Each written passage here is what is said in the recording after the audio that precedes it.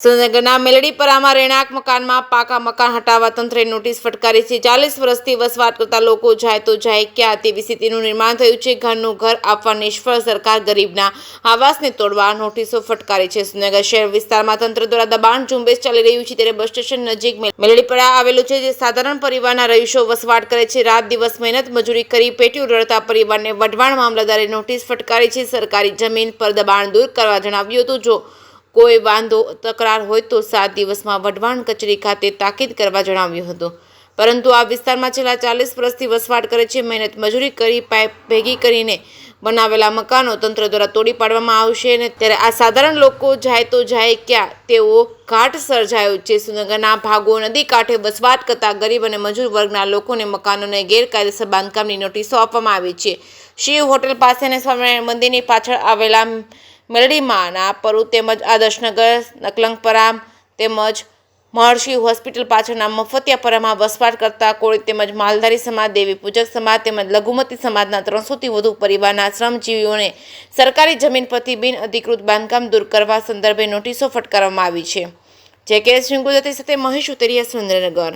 પૂરીબેન અમીરભાઈ અટક ભુજિયા। અચ્છા, તમે કયા વિસ્તારમાં રહો છો? મેલડીમાં પરું।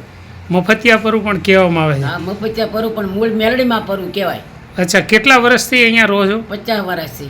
50 વર્ષથી। તમારા પરિવારમાં તમારા દીકરા દીકરીઓ કેટલા? 4 દીકરા અને 1 દીકરી। બધા અહીંયા જ રહો છો? બધા અહીં રહે છે। એમાં 2 દીકરા એક્સપાયર થઈ ગયા છે, 2 દીકરા અને 2 વહુ। અચ્છા, અને તમારા દીકરા દીકરી શું કરે છે વ્યવસાયમાં? બસ ધૂળિયો ધંધો, કોઈ શાકભાજી વેચે, કોઈ બકાલું વેચે, એવું બધું મજૂરી કામ કરે। અત્યારે મહાનગરપાલિકા સુરેન્દ્રનગર બની છે, હા, તો એવું જાણવા મળ્યું છે કે તમારું મકાન ગેરકાયદેસર છે, દસ્તાવેજ નથી, તો એની નોટિસ આપવામાં આવી છે। તો આ બાબતે તમે શું કહેવા માંગો છો? હવે અમે તો ગરીબ માણસ છીએ સાહેબ, એટલે અમને જો કંઈ વ્યવસ્થા આપે તો ઠીક છે, નકર અમે ક્યાં જઈએ અત્યારે? અચ્છા, તમારા મૂળ અત્યારે અહીંયા ઘર કેટલા છે? 3 ઘર છે કે 4 ઘર? 4 ઘર છે, 4 છોકરાના ઘર છે, 4 છોકરા અહીંયા રહેશે અને હવે ધંધો પાણી કરે છે। અચ્છા, તરબૂચ વેચે, ટેટી વેચે, એવું બધું શાકભાજી વેચે। ક્યારે નોટિસ તમને આપવામાં આવી? પરમ દિવસે। પરમ દિવસે નોટિસ આપવામાં આવી, ગુરુવારના દિવસે। ઓકે, આભાર। નમસ્કાર, હું અમૃતભાઈ મકવાણા, સુરેન્દ્રનગર। સાથીઓ, છેલ્લા 2-3 દિવસથી એવા વિસ્તારની મુલાકાતે જઈ રહ્યો છું કે જ્યાં સુરેન્દ્રનગરની મધ્યમાં આવેલો છે, ભોગાવા નદીનો કિનારો છે, અને ભોગાવા નદીના કિનારે જે 3-4 વિસ્તારો છે, એ 3-4 વિસ્તારના લગભગ 300થી વધારે મકાનોને બિન અધિકૃત બાંધકામની નોટિસો આપવામાં આવી છે। સાથીઓ, સુરેન્દ્રનગર રિવરફ્રન્ટની કામગીરી ચાલુ છે, મહાનગરપાલિકા બની છે, પરંતુ છેલ્લા 30 વર્ષથી, કેટલાક 40 વર્ષથી જે લોકો શ્રમજીવી છે, એમાં ખાસ કરીને ઓબીસી સમાજના છે, દાખલા તરીકે શિવ હોટલ સામેનો જે વિસ્તાર છે, અને એ વિસ્તારની અંદર મોટા ભાગે ઓબીસી અને લઘુમતી સમાજના છે। અહીંયા જે નકલંગપરુ વિસ્તાર છે, એ નકલંગપરાની અંદર ઓબીસી સમાજ છે, દેવી પૂજક સમાજ છે, અને જે મહર્ષિ હોસ્પિટલ છે એની પાછળનો જે વિસ્તાર છે, ત્યાં મોટા ભાગે દેવી પૂજક સમાજ અને માલધારી સમાજના લોકો છેલ્લા 30-40 વર્ષથી વસવાટ કરે છે। આ બધા જ જે 300થી વધારે મકાનો છે, એ બિન અધિકૃત રીતે બાંધકામ કરેલી છે, એ સબબની એમને નોટિસો આપવામાં આવી છે। આ નાના માણસો છે, ગરીબ માણસો છે, શ્રમજીવી માણસો છે, ધૂળિયો ધંધો કરે છે, શાકભાજી વેચવાનો ધંધો કરે છે, પશુપાલનનો ધંધો કરે છે, નાની લારીઓ છે, બકાલું વેચે છે।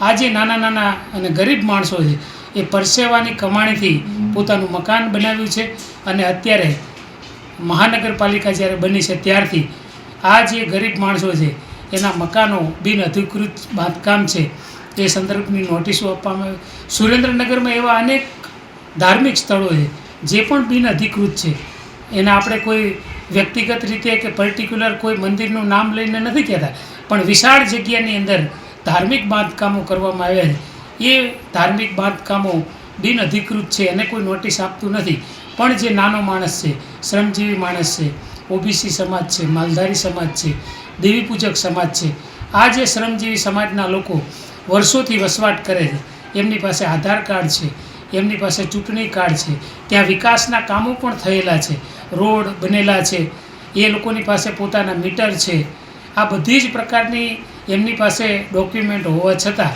એમના મકાન કાયદેસર નથી, બિનઅધિકૃત છે, એમની પાસે કોઈ દસ્તાવેજ નથી અને ખૂબ પરિશ્રમ કરી અને પૈસો ભેગો કરી અને આ નાના માણસોએ જ્યારે પોતાના પરિવારને છાપરું કર્યું છે ત્યારે આ લોકોને એમને નોટિસો આપવામાં આવી છે. કેટલાક મકાનો કાચા છે, કેટલાક મકાનો પાકા પણ છે અને આ બધા જ મકાનોને નોટિસ આપવામાં આવી છે. તો ખરેખર તો આ જે લોકો છે, નાના માણસો છે, એને પોતાનું ઘરનું ઘર સરકાર આપી નથી શકતી, પણ જે ઘરની અંદર વસવાટ કરે એ વસવાટ તોડવાની પણ અત્યારે જે પ્રક્રિયા હાથ ધરી છે એ ખૂબ દુઃખદ છે, નિંદનીય છે. આ જે વહીવટી તંત્ર છે અને સરકાર છે એને વિનંતી કરીએ કે સૌથી પહેલાં આ ગરીબ માણસો ક્યાં રહેશે એના માટેની વ્યવસ્થા કરવામાં આવે, એને પોતાનું ઘરનું ઘર આપવામાં આવે, પરિવારને સાચવવા માટે, પરિવારને રહેવા માટે એક એને પોતાનું નિવાસ હોવું જોઈએ એ પ્રમાણેની વ્યવસ્થા કરે એવી વિનંતી. નમસ્કાર.